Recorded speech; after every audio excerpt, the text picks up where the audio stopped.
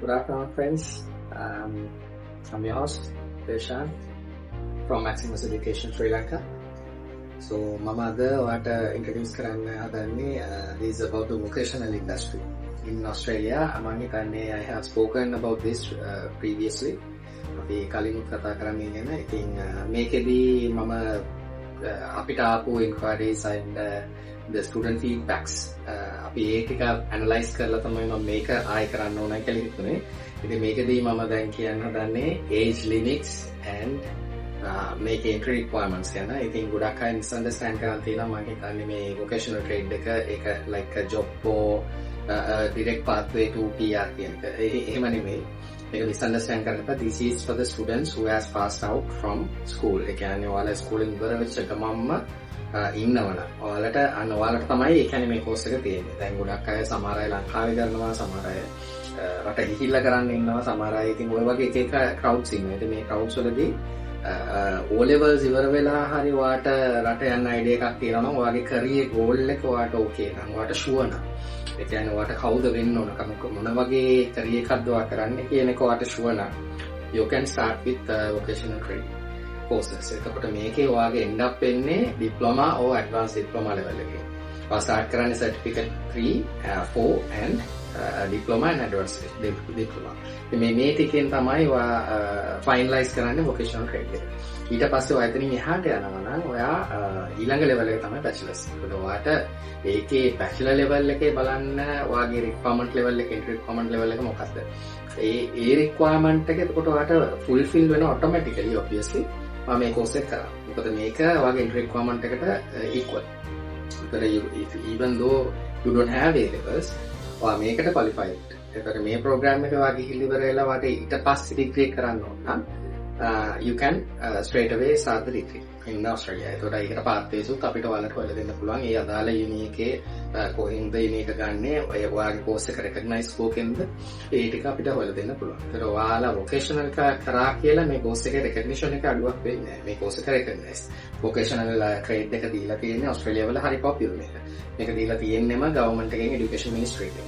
ඉතින් vocational trade එක basically target කරලා තියෙන්නේ technicians la and junior level occupants la. එතකොට ඒගොල්ලන්ගේ මොනවා හරි demanding occupations තියෙනවා නම් early childhood එතකොට IT සමහර sectors, technician sectors, desktop help desk ඉතින් ඒ වගේ ඊට පස්සේ automotive industries ඒ වල technicians ලා ඊට පස්සේ hair dressing, plumbing, carpentry ඔය වගේ industries ගොඩක basic technician level එකේ යන ළමයින්ට ගොඩක් වෙලාට construction හරි popular Australia වල ඉතින් ඒ industries වල යන ළමයින්ට මේක startup opportunity එකක්. මේකෙන් ඔයාලා start කරොත් ඔයාලා occupation එකට ඔයාලගේ job එකට ඔයාලා ready. ඔයාලට basic job එකකින් start කරන්න පුළුවන්. මොකද ගොඩක් students ලා දැන් ගිහිල්ලා ගිහිල්ලා degrees වලට යනවා. ඒතර degrees වල ගිහිල්ලා එයාලා fight කරන්නේ high end crowd එකක් එක්ක. ඒතර ඔක්කොම professional level, ඔක්කොම engineering level. ඔක්කොම challenge කරන්නේ ඒ level එකේ ඉන්න අනිත් countries වලින් ආපුහා එහෙ ඉන්න අයගේ ඒ professional level එකට තමයි ඔයගොල්ලෝ challenge කරන්නේ. හැබැයි ඔයගොල්ලෝ technician level එකේ යද්දී ඔයගොල්ලන්ට very easy to challenge. මොකද ඒකේ ගොඩාක් opportunities available. Australia wide ගොඩාක් opportunities available technicians කට and junior level positions වලට. මොකද ඒකට කට්ටියනට මේ දෙකේ ඉන්න අය මොනවද high level trade එක යනකොට high level එකේ ඉන්න engineering level එකේ ඉන්න අය ඒකට යද්දී යාලා over qualified.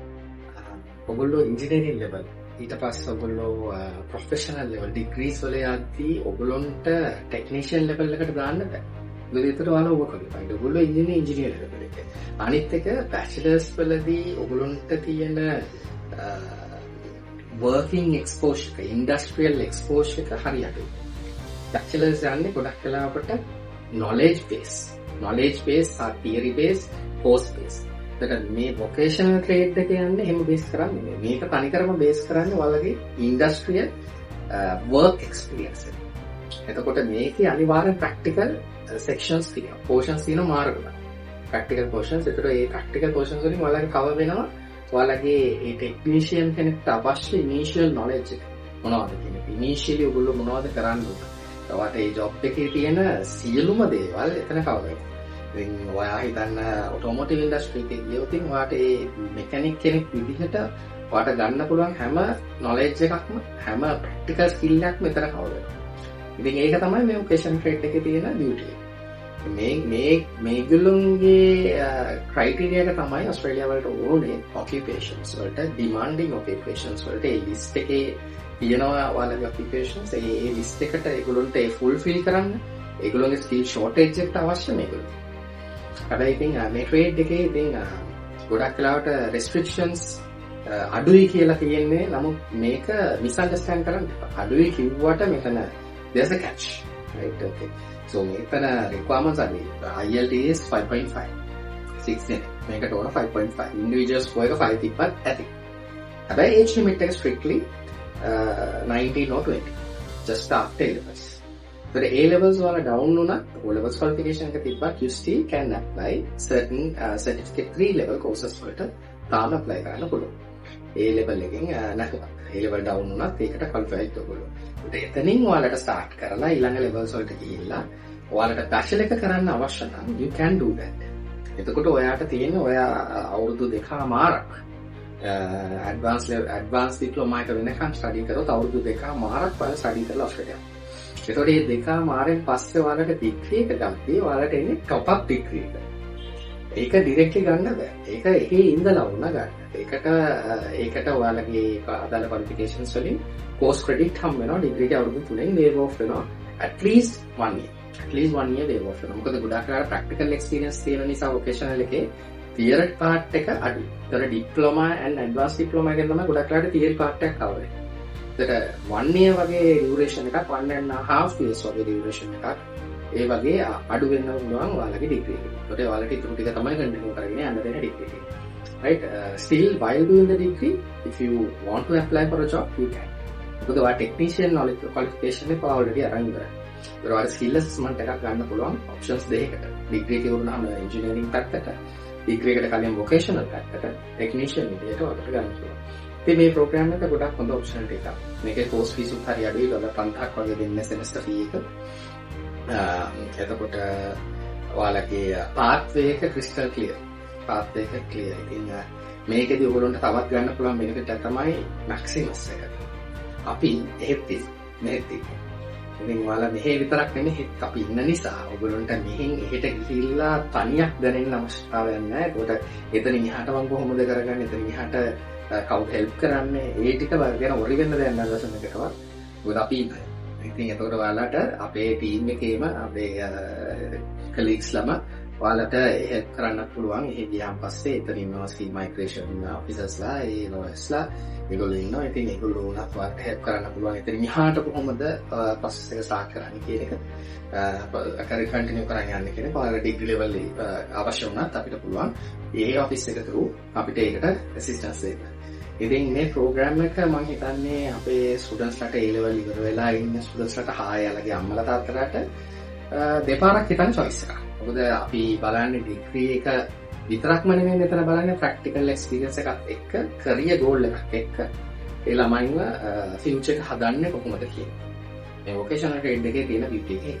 මේක හරි හැටි දන්නේ නැතුව තමයි ගොඩක් අය මේකට කියන්නේ කතා කරන්නේ මේකට ඉන්ට්‍රෙස්ට් අය. ඉතින් නමුත් මේ මම කියන points ටික age limit එක academic requirements and financial requirements ඒවා ඉදින්න තේරෙනවා. ඒවා stress restrictions තියෙනවා.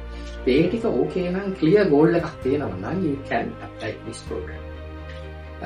ඔයාලා එන්න හිමොත් අපි ඉන්නේ පබ්ලික් එකේ අවිල්ලා කතා කරන්න අපි ඒකට further explanation එකක් දෙන්නම් මේක ගැන. මේක definitely good opportunity එකක් ළමයින්ට occupation based කරන් target එක clear නම් this is a good opportunity. Okay, see you also. Thanks.